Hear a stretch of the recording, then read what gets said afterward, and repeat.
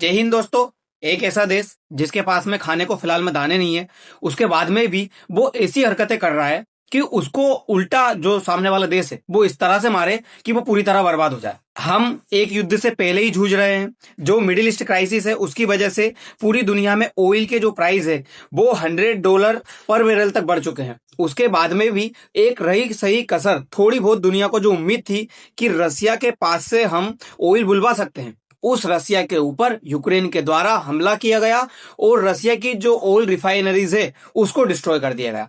अब ये यूक्रेन इतना बुरा कर रहा है, उसको ऐसा लग रहा है कि मान लीजिए मिडिल ईस्ट में सारे कंट्रीज उलझे हुए हैं तो क्यों ना वो यूक्रेन रसिया के ऊपर हमला करके उसे अपने कब्जे में ले ले। जो हिस्सा रसिया ने यूक्रेन का कब्जाया है उसको फिर से अपने हिस्से में ले ले। लेकिन ये यूक्रेन को समझ ही नहीं आ रहा, जो रसिया 4 साल में बिल्कुल भी तेरे अंडर में नहीं आया है वो कैसे तुम्हारे अंडर में आ जाएगा। दूसरी बात, रसिया की तरफ से क्लियर वार्निंग दी गई है और ये वार्निंग यूक्रेन के साथ साथ पूरे वेस्टर्न कंट्री को दी गई है। रसिया का कहना है कि जितने भी वेस्टर्न कंट्री इसकी हेल्प कर रहे हैं उन सारे के सारे वेस्टर्न कंट्री को बहुत बड़ा खामियाजा भुगतना पड़ेगा। आप इस खबर में देखिए, at least 40% of Russian oil export capacity halted. Reuters की तरफ से ये खबर लिखी गई है कि 40% रसिया का जो ऑयल रिफाइनरी था, 40% जो ऑयल रिफाइन करता था रसिया, वो पूरी तरह से अब खत्म हो चुका है। अब उससे यानी कि उस रिफाइनरी से बिल्कुल भी ऑयल प्रोड्यूस नहीं किया जाएगा। अगली खबर आप देखिए, biggest oil disruption in history, energy hubs are up in flames in US Russia to.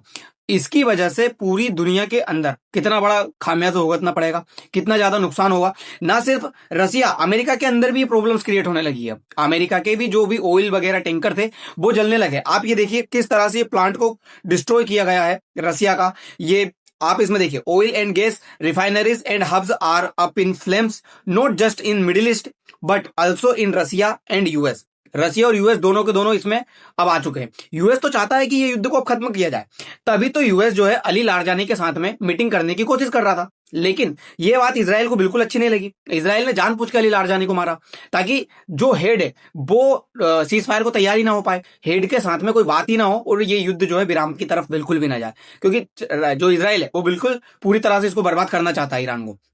दूसरी खबर आप देखिए, क्रूड ऑयल प्राइसेस है सर्ज ओवर $100 पर बैरल तक। जो ऑयल के प्राइस है वो पूरी तरह बढ़ चुके हैं और इसीलिए आपने देखा होगा इंडिया के अंदर भी कुछ ना कुछ अब क्राइसिस जो है सामने आने लगी है।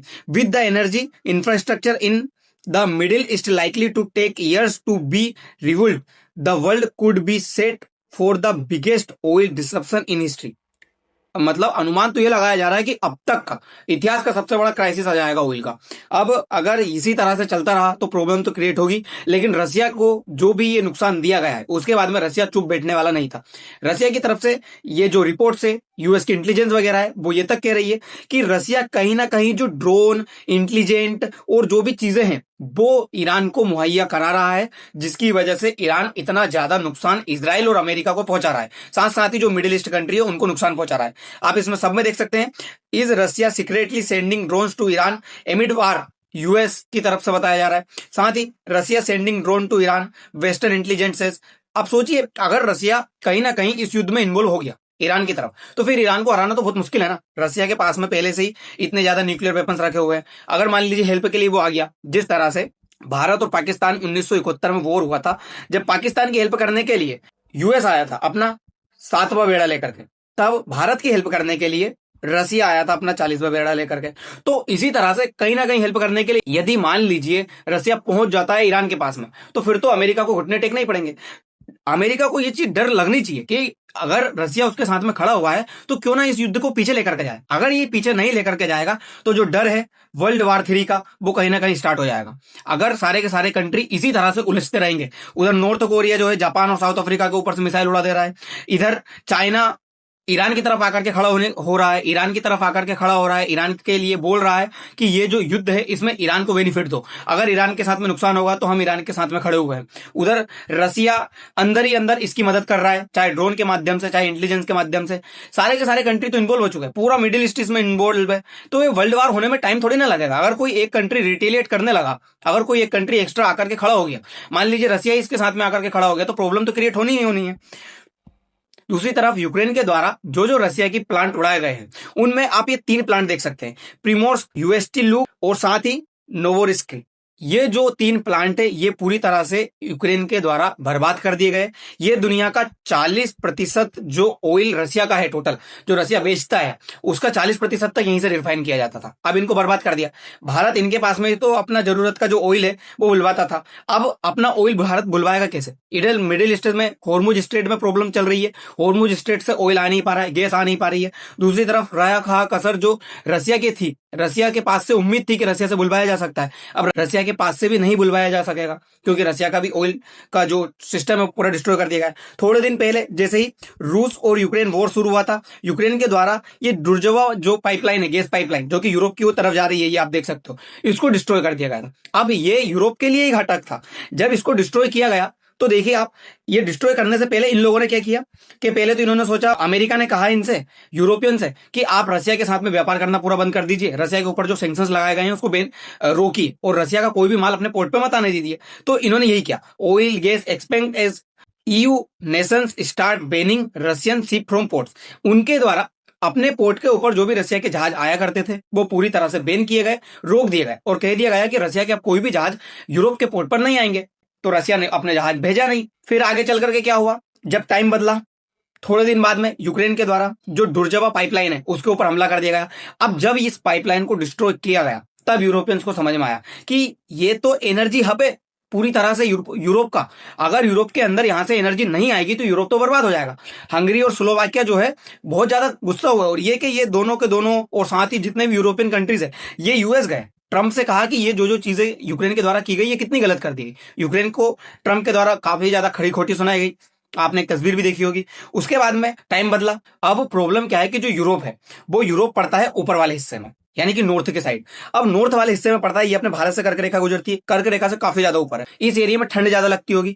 तो यहाँ के जितने भी घर वगैरह है उनको गर्म रखना पड़ता है हीटर के द्वारा। और हीटर की ये कहां से व्यवस्था आती है, रसिया से जो है गैस पाइपलाइन आती थी, उसके जरिए ये LNG के जरिए पूरे एरिया को गर्म रखते थे। अब इस गैस पाइपलाइन को यूक्रेन के द्वारा उड़ा दिया गया। अब ये गैस पाइपलाइन आ नहीं पा रही। इन्होंने फिर गैस पाइपलाइन कहां से भेजी, कतर से जा रही थी गैस पाइपलाइन इनके पास में, और ये पूरे जो मिडिल ईस्ट कंट्रीज है यहां से इनको जो बाम है इस एरिया को रखा जा रहा था। लेकिन अब यहाँ पे भी पूरी तरह से जो ये खलबली मची हुई है जिसकी वजह से यूरोप के अंदर भी नहीं जा पा रहा। अब यूरोप को पुराने दिन वापस याद है। इधर स्ट्रेट ऑफ हॉर्मुज बंद हो गया, इधर अमेरिका इनको गैस सप्लाई कर नहीं पा रहा क्योंकि ये ग्रीनलैंड वाले मामले में अमेरिका की तरफ बोले नहीं। दूसरी तरफ रसिया है वो इनको अब सप्लाई करेगा नहीं क्योंकि ये जो गैस पाइपलाइन है डिस्ट्रॉय हो चुकी है और रसिया इसको बनाना नहीं चाहता। अब इन्होंने रसिया से गुहार लगाई कि आप इस गैस पाइपलाइन को रिपेयर करिए और हमारे पास में जो ऑयल वगैरह है, गैस वगैरह है वो भेजिए, हमारे एरिया में बहुत ज्यादा दिक्कत है। तो रसिया की तरफ से बयान आ गया। जब आपने मुसीबत के समय में अमेरिका की बात मानी, मेरे ऊपर सैंक्शंस लगाए, जो गैस पाइपलाइन है वो आपके द्वारा डिस्ट्रॉय की गई, यानी कि यूक्रेन के द्वारा, यूक्रेन के साथ में आप सारे के सारे कंट्रीज खड़े हुए थे। अब मैं क्यों इस गैस पाइपलाइन को रिपेयर करूं, और गैस पाइपलाइन रिपेयर भी हो जाए तो मैं क्यों गैस भेजूं। आप इसमें देखिए, Putin says no more gas for Europe. Putin ने साफ मना कर दिया। अब जो भी गैस वगैरह है, ऑयल वगैरह है, वो यूरोप के लिए नहीं है। अगर मैं भेजूंगा तो दूसरे कंट्रीज को भेज लूंगा, लेकिन यूरोप को बिल्कुल भी अब गैस और ऑयल सप्लाई नहीं किया जाएगा। अब ये यूरोप खुद ही अपने ही वजह से इतनी बुरी तरह से फंस चुका है। दूसरी तरफ चाइना भी इस युद्ध में इन्वॉल्व हो रहा है। इन्वॉल्व कैसे हो रहा है, चाइना के द्वारा ईरान की हेल्प करने के लिए ईरान का जितना भी ऑयल है, ईरान का जो गैस है वो खरीद रहा है, ईरान को पैसे दे रहा है। उन पैसों का ईरान कहीं ना कहीं यूज तो करेगा ही करेगा। दूसरी तरफ ईरान के साथ में आकर के खुल के खड़ा हुआ। चाइना के द्वारा कहा गया स्टेटमेंट में कि हम ईरान के साथ में खड़े हुए हैं और ईरान की जो भी ये प्लांट वगैरह है, ईरान के ऊपर जो ये हमला किया जा रहा है, ये यूएस और इसराइल के द्वारा गलत तरीके से किया जा रहा है, ये करना नहीं चाहिए। तो प्रॉब्लम ये हो रही है कि धीरे धीरे ये युद्ध और ज्यादा खिंचाता जा रहा है। हमारे यहाँ पे क्राइसिस उत्पन्न हो चुके हैं, वर्ल्ड में भी क्राइसिस उत्पन्न हो चुके हैं, उसके बाद में भी खत्म होने का नाम नहीं ले रहा। थोड़ा बहुत उम्मीद थी कि ये युद्ध खत्म हो जाए, लेकिन फिर ईरान की तरफ से अमेरिका के 23 जो बेस है उनके ऊपर हमला कर दिया गया। अमेरिका के 23 बेस के ऊपर हमला कहां पर किया गया, आप इस एरिया में देख सकते हो। ये कुवैत वाला, ये जो लाल लाल डॉट दिख रहा है आपको, कुवैत, कतर, यूएई, उसके बाद में सीरिया, ये यहां पर जो जो बेस बने हुए हैं अमेरिका के, उनके ऊपर ईरान के द्वारा बुरी तरह से अटैक किया गया। अब ईरान ने फिर अटैक किया तो अब फिर से जो वॉर है वो शुरू हो गया। अटैक ऐसा ईरान नहीं करता, इजराइल के द्वारा अटैक बंद नहीं हो रहा ईरान के ऊपर, तो ईरान फिर कहीं ना कहीं अटैक करने की कोशिश कर रहा है। अब ये फिर हुआ तो फिर युद्ध कैसे पीछे जाएगा, युद्ध खत्म होने का नाम ही नहीं ले पाएगा ना। तो प्रॉब्लम ये क्रिएट हो रही है। थोड़ी बहुत उम्मीद थी, लेकिन अब मैं यही कहूंगा सिचुएशन जो अगर इतनी सारी चल रही है, सबके सब देश लगे हुए हैं अपनी अपनी भूमि को बचाने के लिए। उधर यूक्रेन शांत बैठा हुआ था, जब वो अटैक कर सकता है, इधर ईरान इसराइल पूरे मिडिल ईस्ट कंट्री लगे हुए हैं, तो भारत के पास सबसे अच्छा मौका है ये पूरा पीओके अपने हिस्से में लेने। कोई भी कंट्री इन्वॉल्व नहीं होगा, कोई भी भारत को धमकी नहीं दे पाएगा। उधर पाकिस्तान जो है मेडिटेयर का काम कर रहा है, ईरान और इसराइल के बीच में जो वॉर चल रही है उसको रुकवाने का। जेडी वेंस जो है पाकिस्तान की यात्रा पर आएंगे, तो ये सब कुछ चीजें चल रही है। पाकिस्तान भी बिजी है, सब कुछ बिजी है।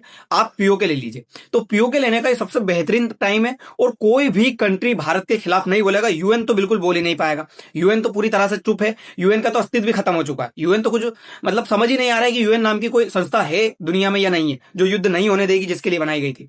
तो यूएन कुछ नहीं करेगा, ये मौका है, वरना फिर इसके बाद में इतना अच्छा मौका आने वाला नहीं है। और दूसरी बात, अक्साई चीन, तो वो भी लेना जरूरी है, तभी चाइना को समझ में आएगा। वरना चाइना जो है ये अरुणाचल प्रदेश वाले हिस्से में जो है कैंप बनाने लगेगा, घर बनाने लगेगा, उस हिस्से को, तावांग वाले हिस्से को अपना कहने लगेगा। तो चाइना कहीं ना कहीं ये ऐसी प्रॉब्लम्स क्रिएट करने लगेगा। दूसरी बात, अब देखते हैं ये ईरान के द्वारा जो ये हमला किए जा रहे हैं, क्या ये हमले बंद होते हैं? अभी कह तो रहे हैं कि 5 दिन का युद्ध विराम किया गया, लेकिन ये युद्ध विराम लग ही नहीं रहा, उसके बाद भी अटैक्स चल रहे हैं।